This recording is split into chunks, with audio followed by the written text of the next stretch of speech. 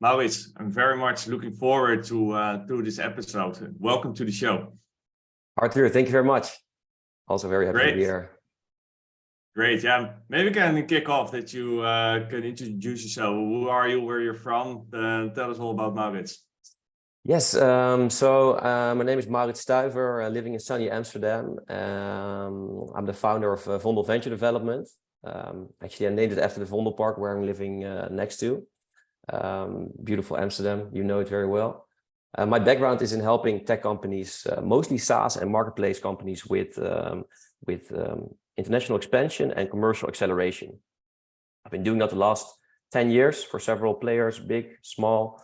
And I really try to focus on high impact business development, on building kick-ass sales teams, and really bringing software companies international. Yeah, how did you roll into this? Just spontaneously or by more design? I have a very strong love and desire for freedom and adventure. And when I was younger, I studied in Amsterdam and I did my master's degree in Shanghai. And I remember before that, my dad was doing a lot of business in Germany. So I always grew up with Germany, China, Hong Kong, hearing about these international markets. Then as a student, when I went abroad, I really experienced it myself.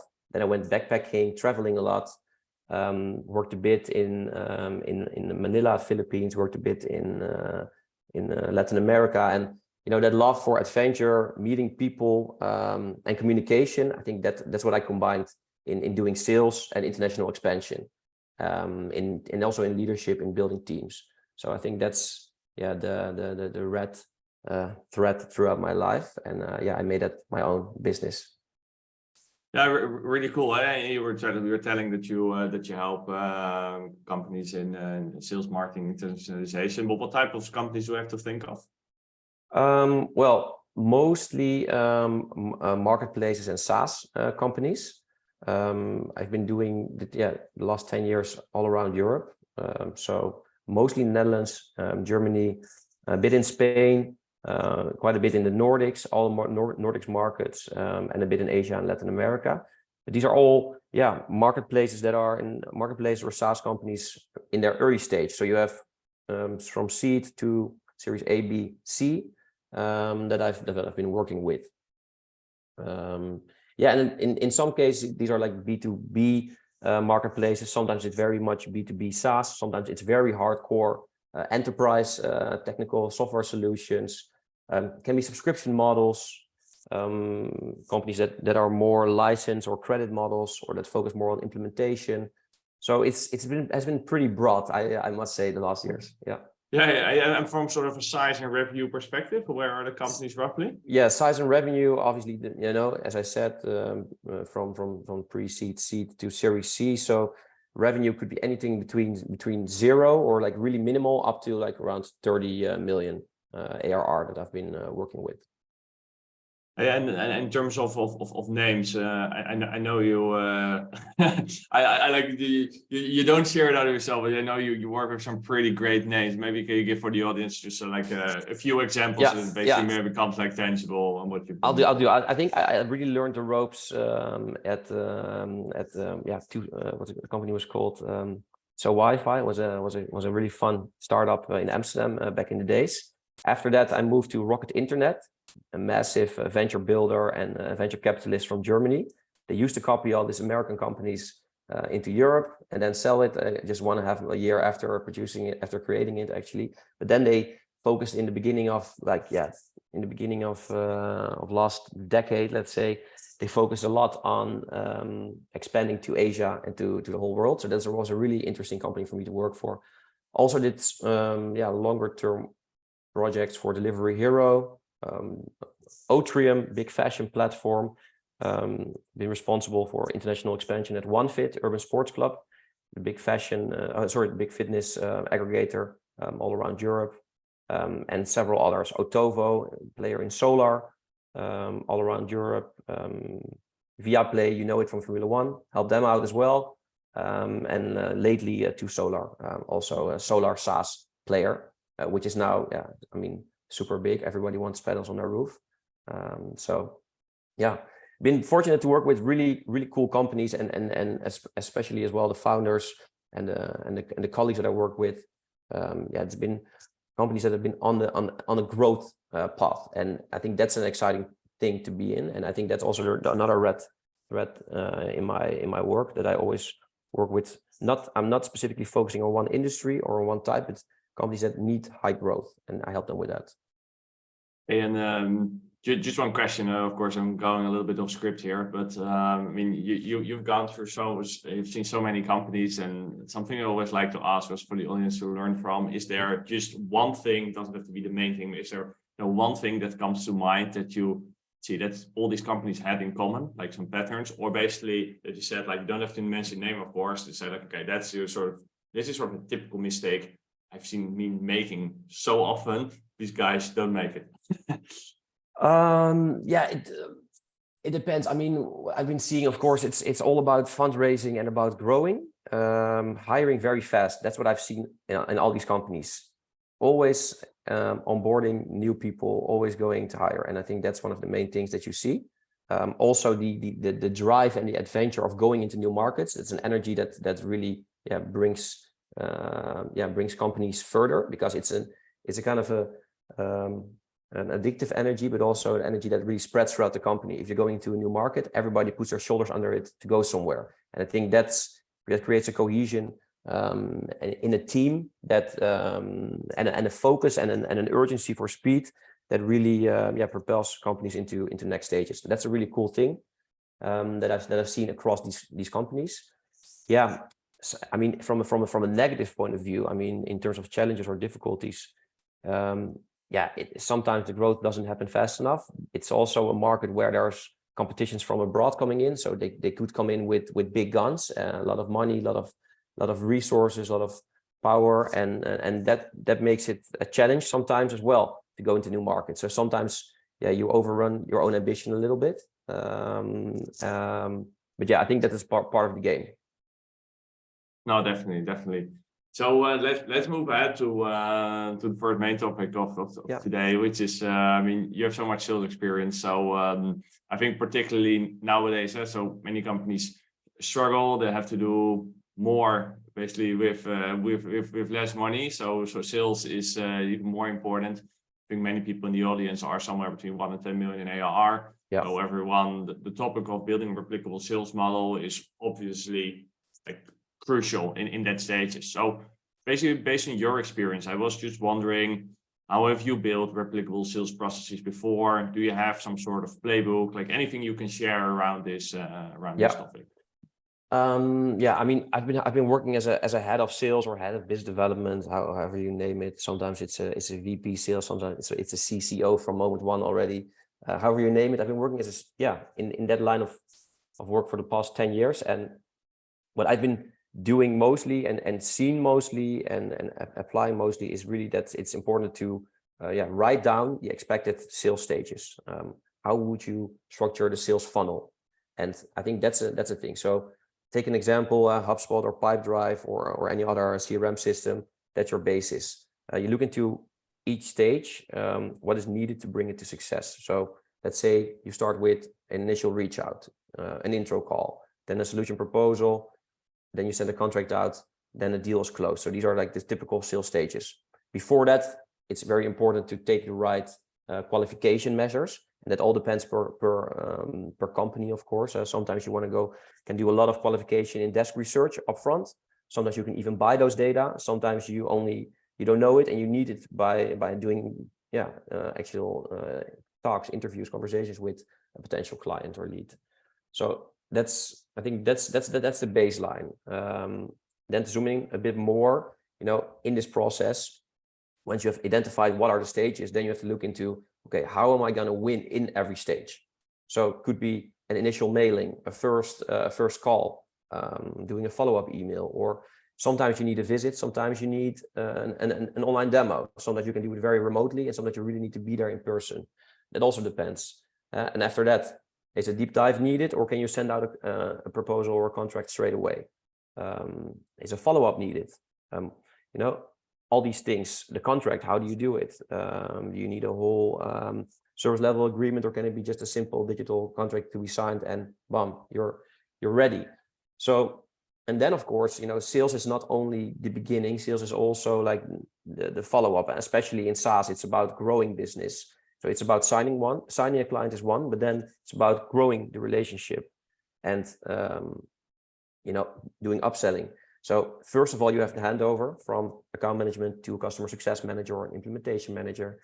Then you would do a successful implementation where you really listen to the client's needs, an onboarding, a delivery, and then as soon as all that is done, then you can have that new relationship moving forward, and then you can focus on upselling by doing more customer success or account management. And it's really important to measure how things are going across each stage. You can also set up different funnels, a funnel for the qualification part, a funnel for the new business part, and a funnel for the account management or a customer success part, and to track how things are going. Track how fast are the leads moving from funnel stage to funnel stage. And what I also think was really important is that you have to try this whole process yourself. So really, as a leader in a company or as a founder or as a manager, be involved in the process and listen to do it yourself, and listen very well to your team. So how they're doing, what are their problems, their blockers, their challenges, what really works there for them, what are the tricks or the emails or the approaches that work, and tweak that until perfection is found. And also, when you have like high performers in your team, check into like what are their learnings, because these guys are mostly out in the field, most out on the phone or in the demo calls, and write down their learnings and then implement that and let them teach it to the rest. Do you listen to like also a lot of gong calls, for instance, from people just to see how it's going, or do you let it flow basically more their input? Yeah, it depends a bit. Like for example, when I was working at Interim, I worked there for 1 year as a head of business development. We grew a team from 7 to 14 people all across Europe and some in the US. And then you have this whole distributed team. It was also in the middle of COVID, so that's when I first got into this gong setup. And there, you do have to listen to some of the calls. And if you want to manage such a big team as all direct reports, then you need these kind of helps. Old school back in the days, it would be like a perfect thing would be like a sales manager, 6 people beneath it, sitting all together on one desk. You can listen into the calls. You can go on meetings together. But nowadays the world is so digital that working with these tools, digital first, you can manage larger teams as one sales leader. But you really need those tools then to zoom in on the experiences and the performance. And I think it's a useful thing. Hey, on building this replicable sales model, you've done it at multiple companies. Is there any indication that you can give how long this usually takes, like this whole process, till you feel like it's pretty much working, or is it, let's say, so case by case dependent that there is no real answer to it? It is an ever-changing process, and that has to do with the fact that if you're new in the market, you have to fight and hustle your way in, and if you are 5 or 10 years in the market, the leads will come in, and you will more or less be be able to close them automatically. So and that's why it's an ever-changing thing, and you have to like balance it. So you have to see, you don't want to spend too much time on it, so you have to construct an initial plan, start working with that plan, and then steer on it on a weekly, on a monthly, on a quarterly base, and check what you can improve along the way. As well, if you're in a company which is active in only one market, okay, it's just one market. But if you do multiple markets can be in different sales stages as well. Of course, preferably you eventually end up with one sales process which is super repetitive and works across all markets. But I can assure you that that's not going to be the case. So the sense of like sometimes you have to do things that are unscalable. That's how you usually end up in the beginning, and later on everything will be super scalable, measurable, and easy to copy. Yeah, definitely, I think a very good point. I mean, if you get the volume, it's easier to start standardizing it in the beginning. You basically just don't know so much. Hey, and I mean, it's pretty clear what you explained. I was wondering, I mean, why do you think so many companies struggle with it? Well, maybe it taps a little bit into what I was just saying, because the markets are constantly changing, companies are constantly changing, teams are changing. If you're a growing company, in some cases there's not a real structure in onboarding, or there's not enough quantitative or qualitative coaching involved, and really a lot of one-on-one time is needed to zoom in to make sure that this goes well. And when the company is growing, everybody is extremely busy. So, a lot of that quality management and quality support and quality facilitating that you need to do to be able to get all this done the right way. That's somehow, lagging behind in a way. So that's again, like the ambition of the company, which grows, is why it grows out of its pockets, and then you really need to scale up the team, and also the team management. Hey, and you mentioned quantitative coaching, just to get on the same page. I know qualitative coaching, the quantitative part it makes me curious. Yes, quantitative coaching, that's what I mean, is like at least having enough moments together. So qualitative coaching, to make it easy, is really one-on-one, sitting with each other, joining in a call, listening, speaking, talking, hearing out what your rep is doing, hearing out what the client is doing, and learning from that. And that's very much qualitative. Quantitative, I mean more at like looking at the dashboards, looking at the right week planning, trying to make sure that your team optimizes their time the right way. So use these hours to do calls, use those hours to do admin, use those hours to create proposals. Focus your time on the right segments that we want to close as deals, instead of only the small deals or only the big deals, for example. Be aware that you should, even if you're working on a large deal, great, but don't forget to do the calls, the mails needed to also keep your pipeline filled up. So that's why I think it's important to have both the qualitative side and as well the quantitative side. So looking at the numbers and trying to optimize the numbers, not to be a micromanager, but really to optimize the performance by looking at it from a data-driven perspective. Just as you would look at, like, I don't know, a football player, you could look into how he's doing the pass, but make sure that he does enough passes, make sure that he spends enough time on the as a striker in the front and as a defender in the back. So walks up and down with the team as much as possible as needed, and that's what I mean with this qualitative coaching. And the dashboards that we have nowadays in all these tools, in for example HubSpot dashboards. I'm building a lot of dashboards myself as well as a manager for teams and for founders. I think that they give such amazing insights, and that's the perfect thing that we have nowadays. Hey, and to double down on that, do you have some favorite metrics as a sales leader? I think my favorite metrics are, as I said, sales activity levels.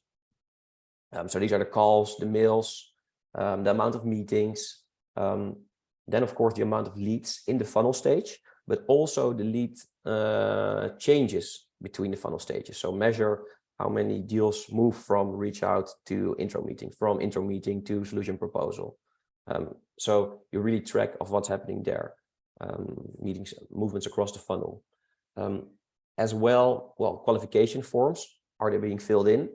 If you want to have a replicable and measurable sales result, you want to make sure that your sales team focuses on the right qualification questions and that have the right details. So having these forms set up correctly in your HubSpot, for example, and having filled in correctly makes that every rep knows which questions to ask, and you get all the information and you really know what's the picture, what's the need of the specific relative client. So I think those points are important. And then of course, deal size, expected closing date, and the closing rates. I think those are the metrics that I look at from a management perspective, steer on those. Hey, and basically then you have these metrics, but then obviously, you get this question like, what are you going to deliver this quarter? And then of course, you need some leading indicators for future sales. So I was wondering, what metrics do you use in that regard? Yeah, you can do it in several ways. So obviously look at the amount of demos coming in, demos planned. So I always make a dashboard where I say, hey, how many demos are we going to do next week? How many demos are we going to do the week after that? And how much in the month or quarter ahead? So you can already have kind of an idea if you are pacing well. I think the expected closing date, that's an interesting field that people can fill in, that you really know, like, when is a deal coming? What are the deal sizes per week, per month, per quarter that you are expecting? And another thing that we've done before is forecasting meetings. So you really ask your team to commit on, okay, and think about, hey, this is next week or next month. Okay, for next month, I commit on these and these deals. And that puts in the mindset in your team of like, okay, I think that these and these deals will fall through. With this one, I'm not sure about. And then your team members really understand where they need to focus on and work on, and how much they can get. And then you can see, well, if this is what you're committing on, you're below your target. Or if you would do this, you're going to have an amazing performance this month. What can I do to help you reach this goal? And how realistic is it? So that combination of looking at some of those data points, as well, doing a kind of a forecasting meeting can reap some benefits. Yeah, I also see that indeed in some portfolio companies, it also creates this real accountability. Yeah, and that's I think that's really a great suggestion you gave. Yeah, it goes both ways, and it's really a communication between you and the team. So not only sit behind your desk dashboard managing, but really speak with them and sit next to them and help out where needed. Yeah, I think that's particularly latter. It sounds so simple. Sit next to them. That is, I think that's often been forgotten in the past 3 years. So yeah. It's actually particularly a good comment. Hey, something you mentioned sometimes quickly, like, I have my dashboard and I have HubSpot. So I was wondering, can you maybe like quickly share how does your tool stack look like? Yeah. Pretty simple. HubSpot. I use it for the funnel, for the CRM, for the dashboards. You can use it as well for mailings, doing that sometimes as well. So or some forms to collect leads and get them in your system straight away. So I think for now, HubSpot is the system that I've been seeing with most of my clients in the past and companies that I worked with. I think is the most complete solution. Apart from Salesforce, which is a bit more complicated and expensive in some cases. Apart from that, of course, Slack, Aircall, using that a lot. When you manage distribute remote teams. Gong is one that you can use. I haven't been using it in the last project, but before, yes. And what I also find a good tool, but it needs a bit of it needs some good data engineers. It's like tools like Looker, for example, where you can really set up a dashboard, create a dashboard focus, and that's more focused on the clients.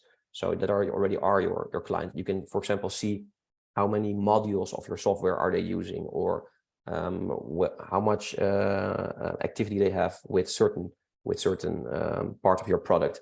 And if you see, for example, that one of your clients is using module 1 and 2 very, very much, or he's very rapidly growing in XYZ, then you could put like a red light or a green light on it and say, okay, we have to go after that client to give him a call to try to upsell him something. Or this client, it seems not to be using it properly. Maybe we should go after him and give him some more support. So I think that's a way to be really on top of your game and not just sign a client, let them do their thing, and then once every quarter give them a call and look how things are going. Right now we're so data driven, and these dashboards can tell us exactly on which clients you need to focus on. Another thing is like a very simple thing, a measurement is like, hey, are they paying their bills? Sometimes it's not directly recurring. They still have to pay some bills. Which ones are not paying their bills? Well, they're probably not happy, or they're too busy growing. Yeah. And what's are the team size, reviews? Is there sort of any leading indicator when you feel like this Looker dashboards, what you mentioned, when you start implementing it? Just to be honest, like I see a lot of companies 1 to million ARR, it's too early for them. Yes. They're happy. So when do you feel this? This is like Agree. a skill thing, right? Yeah. Agree. It's really a skill thing. I think if you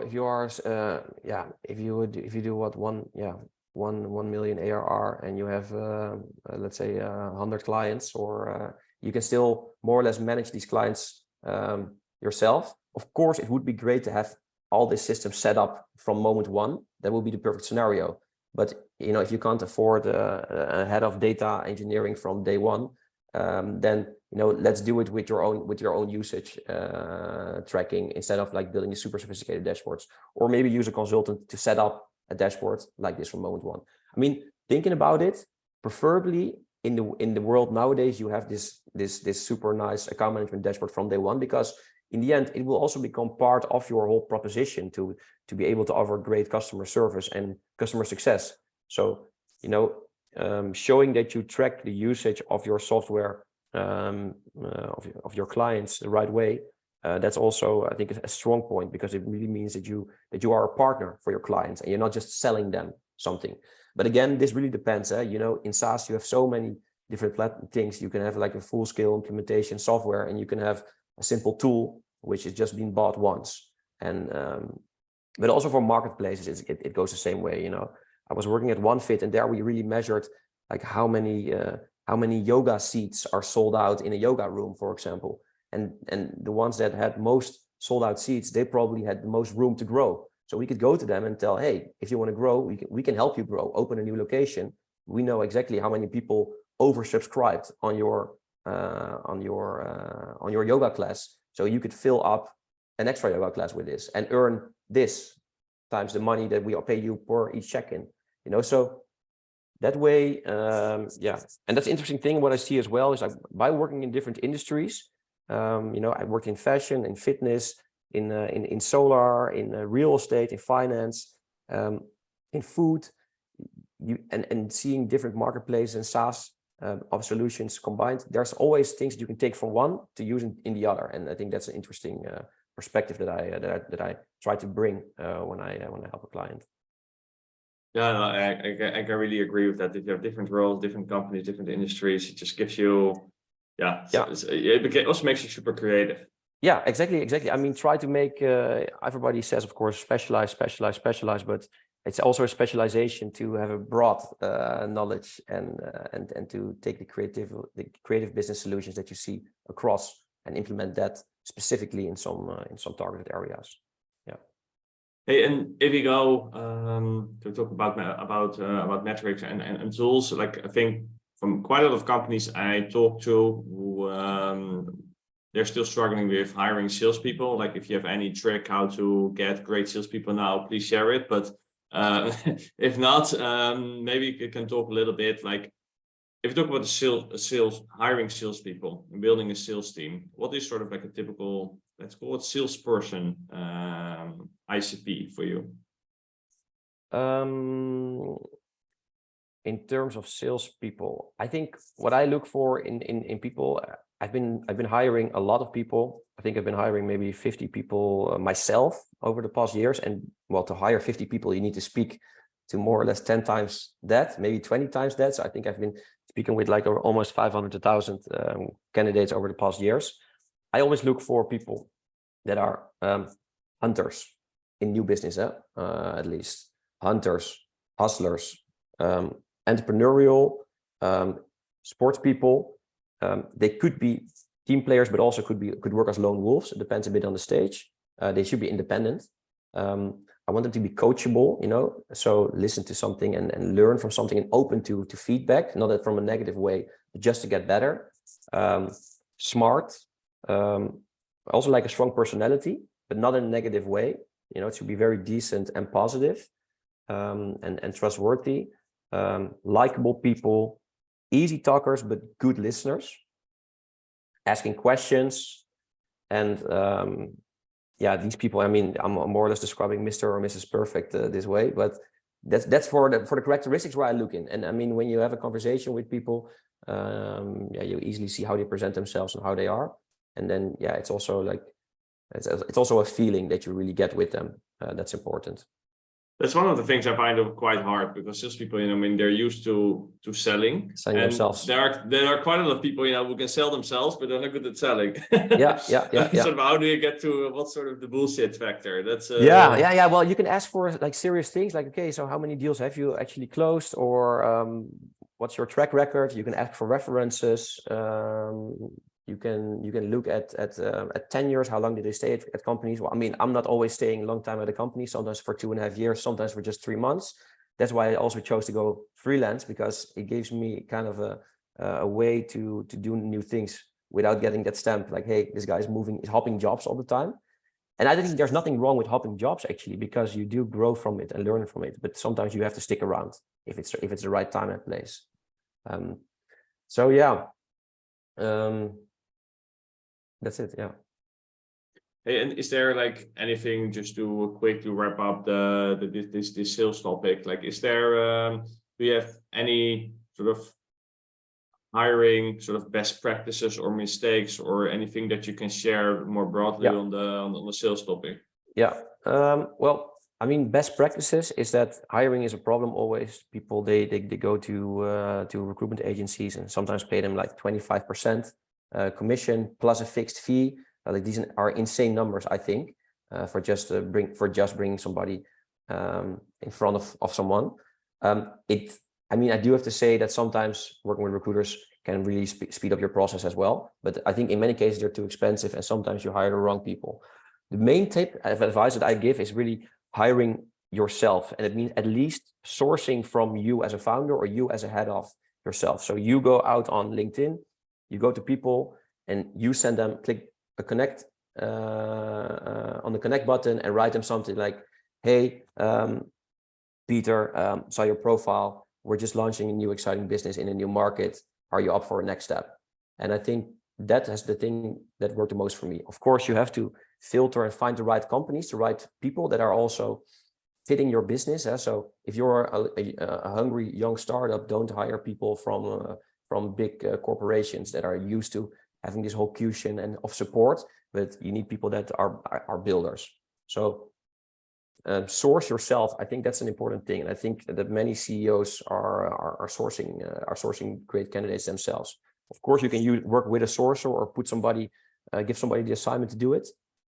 But yeah, send it out from your own profile, because many people, you know, when they get a message from a recruiter or another HR manager, they're less interested than if the founder or if the head of expansion writes them a message. That's always a bit more intriguing, and yeah.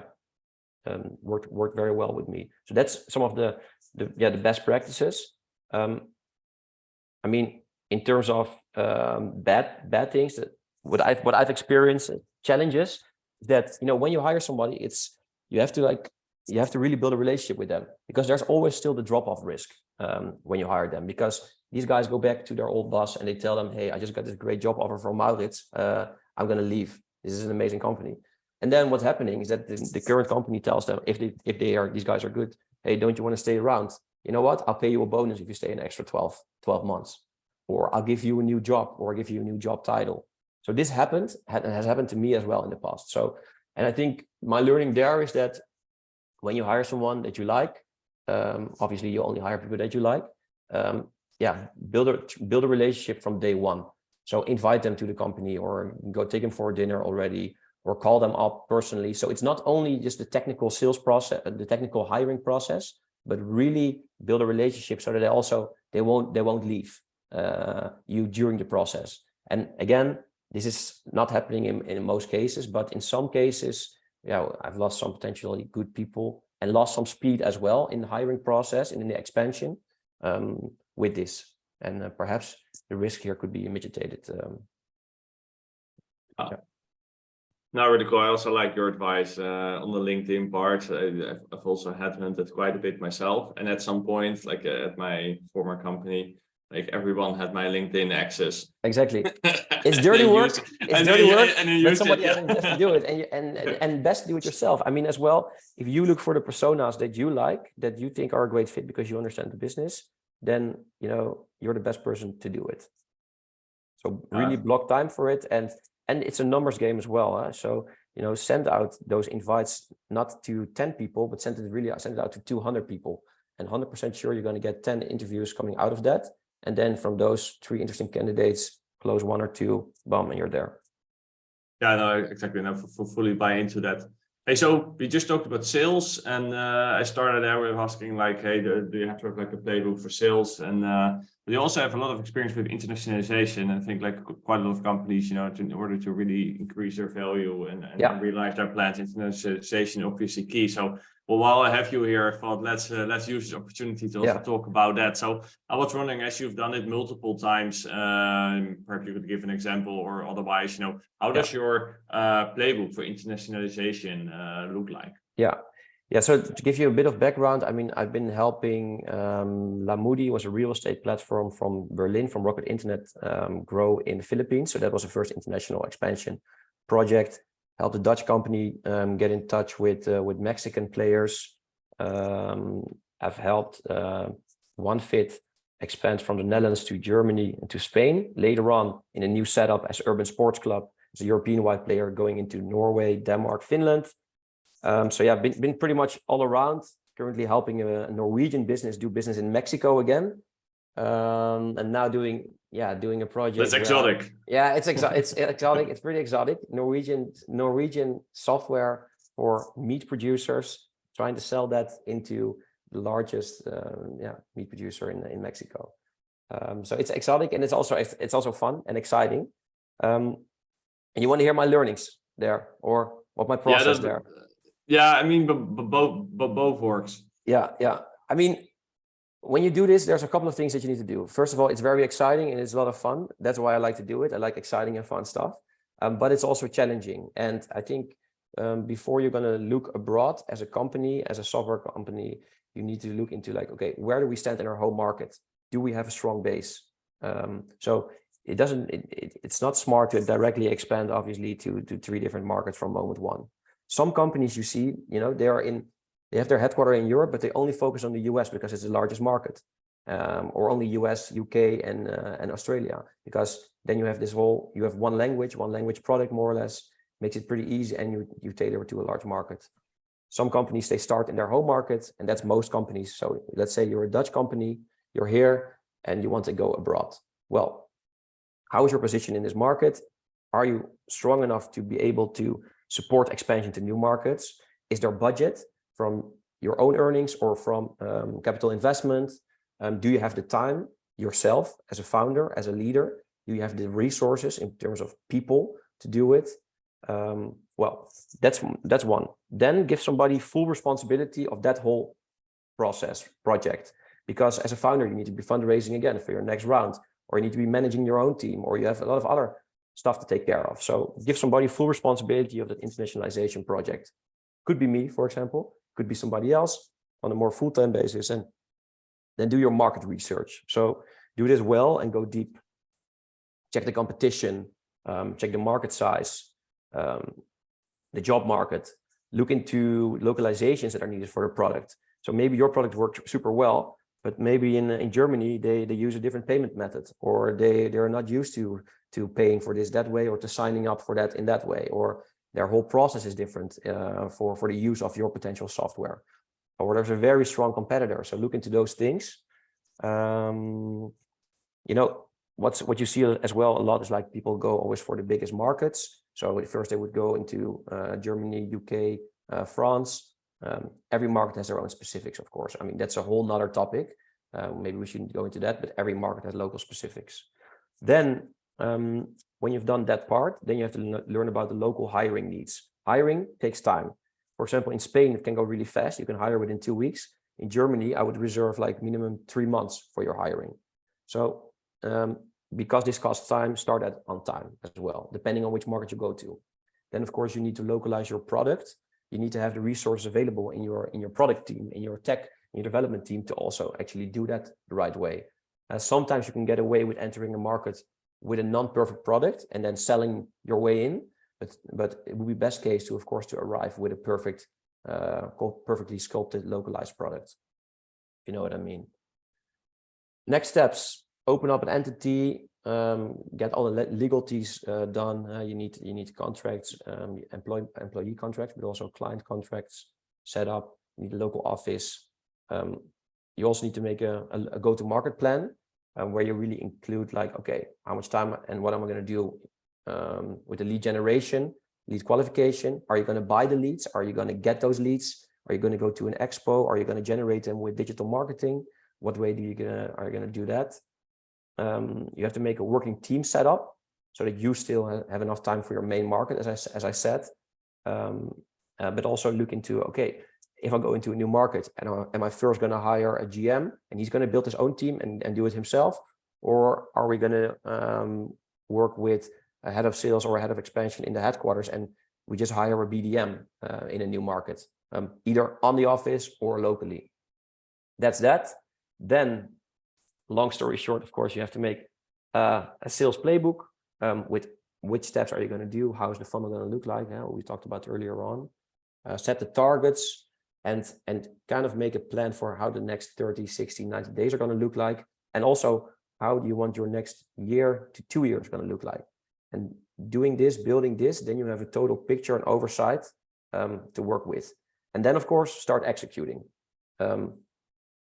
And look into what can you do from there? What can you do on the fly? I mean, boots on the ground always make a huge difference.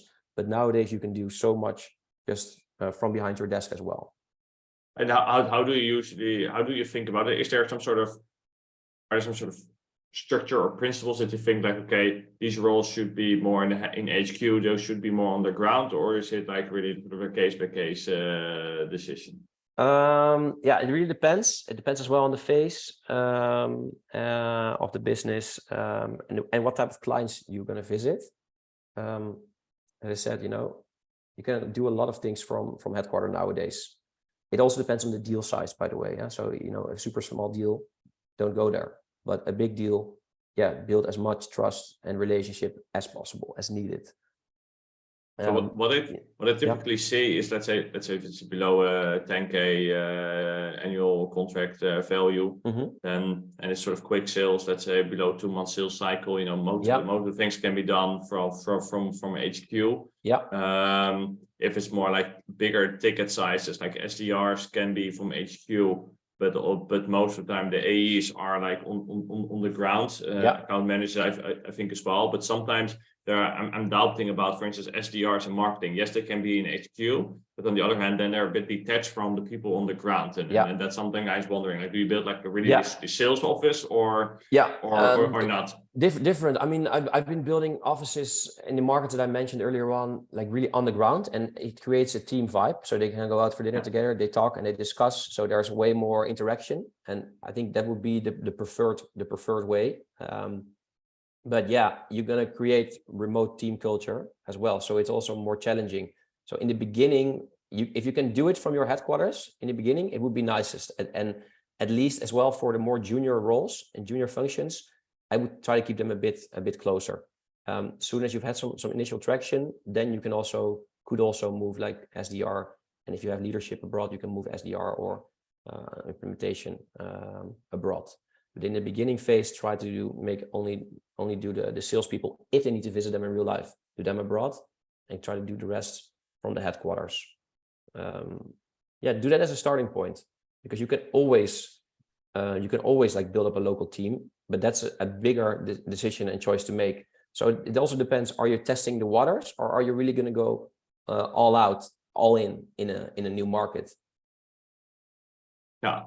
No, I think that's there's so many contextualities, and that's also what makes the role interesting. Distribution model, type of customer, industry, country, exactly. So there's not one way, and it also has to fit your own company culture. Right? Like some companies are perfectly working fully remote, and some of them they really want to be on their old school headquarters all together all day. So that's also important. What type of founder are you?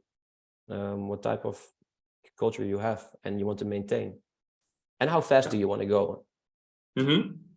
Yeah, exactly. Hey, and on the I was wondering, like you mentioned on this 2-year plan before, to see where you want to be. So if I tie that to success metrics, so I was wondering, do you particularly use that so that you later on can evaluate, like, in year 2, in year 1, I was expecting, let's say 500K in new revenue, in year 2, like 1 million. If you're then, let's say at 100K, it helps you to evaluate, like success, or like, why do you do it? And how do you think in your success metrics in general? Well, I think you need to know where you want to go, first of all. and you want to make a plan based on your own experiences, and then see how that goes, how to develop. So measuring, creating those, writing down your goals, creating dashboards, measuring how things are going, on what leads you focus, what segmentation, how much things are happening. It's important.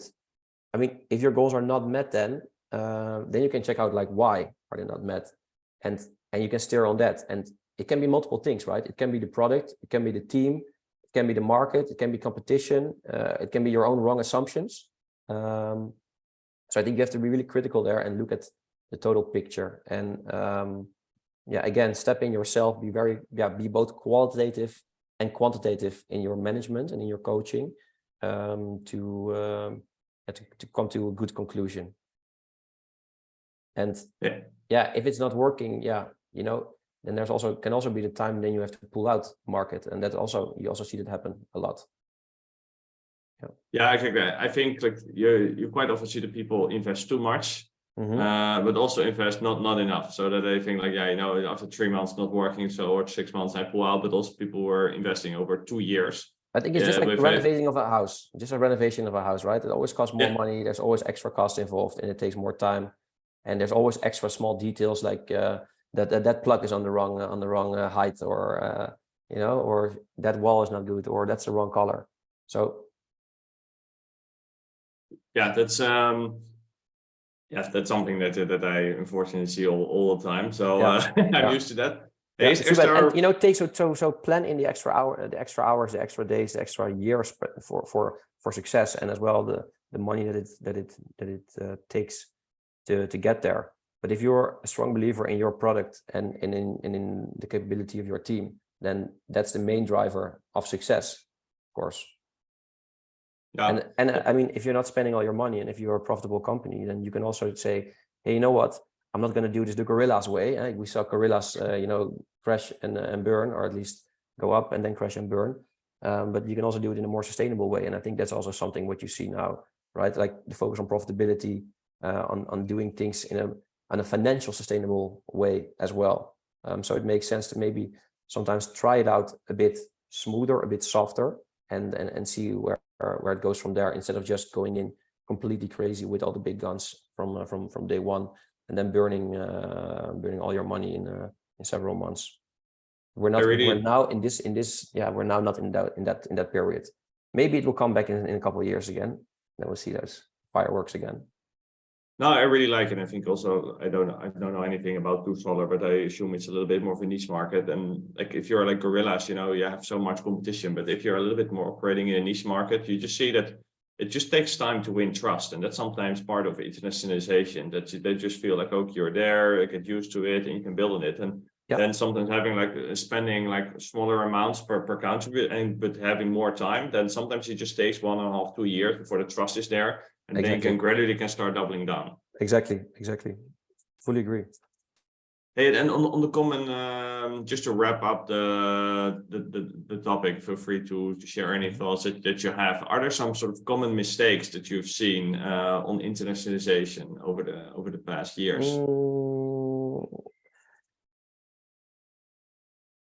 I think what I've seen is entering a market too late. Because a competitor just came in already, and if there was this very small group of clients that you could target, and they work already with the top 20, and then you're coming in, what are you going to do? Especially if these clients are working, if they just signed exclusivity agreements, then it will be pretty hard to build up a market share. And I think that's what you also seen in the whole food business, right? You've seen like Uber Eats, Deliveroo, all competing for restaurants, and then they're all buying up specific restaurants, paying them a lot of money to make them exclusive. And then when the exclusivity is gone, they move to the other one. And eventually many of them, most of the players lose in this market. And the ones with most money or that were first, they will win. So that's the thing.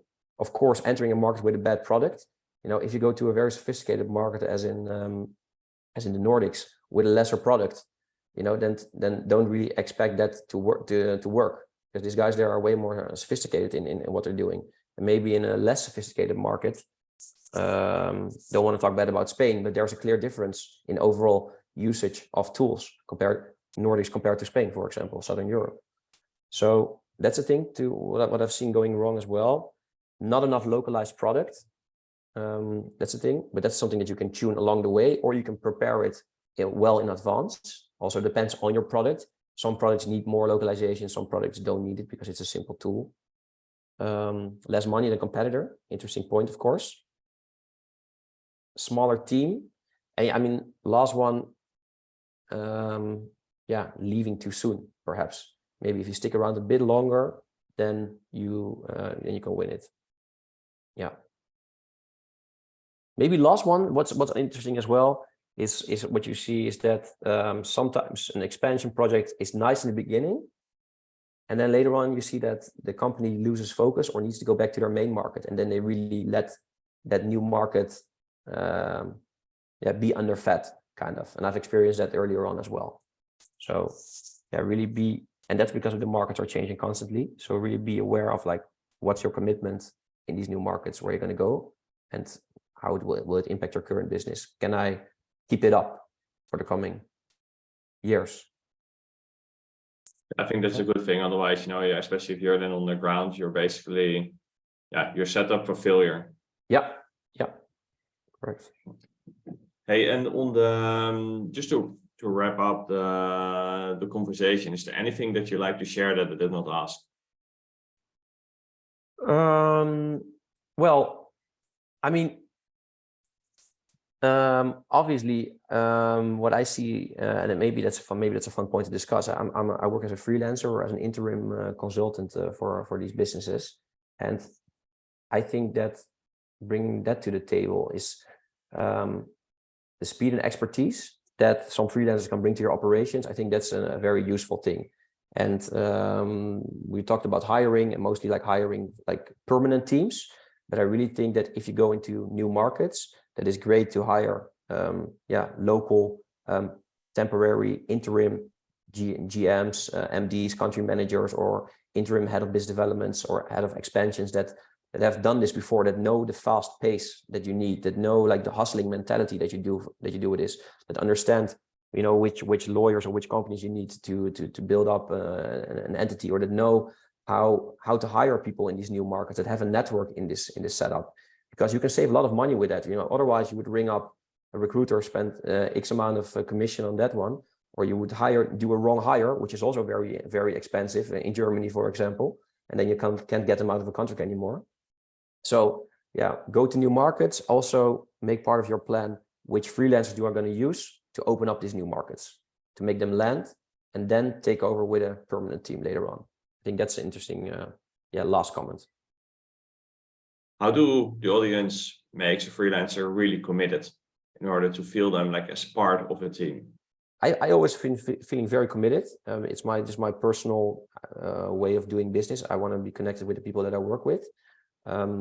So you do your own job. The good thing is that they can fire you any moment, more or less. So that makes that the freelancer is very committed to making it a success, the collaboration. But ways to do it and to make it more long-term is by providing equity as well to a freelancer and saying, hey, you know what? If you work with us X amount of period of time and you stick around, then I can also pay you part in equity, and you become partly owner of the business. So providing some of those solutions work. And I mean, treating a freelancer not as just a freelancer, but as a real part of your team. So, and they are a real part of your team. So, take them, invite them to the team event or to the team dinner, and just work together as a group. In the end, and this sounds very philosophical, everything is all temporary. So, you can be in a job, but next day you can be in a fixed job. Next day they hire a new manager on top of you, or next day a new competitor will enter the market and everything changes as well. So everybody is kind of freelancing and working project based.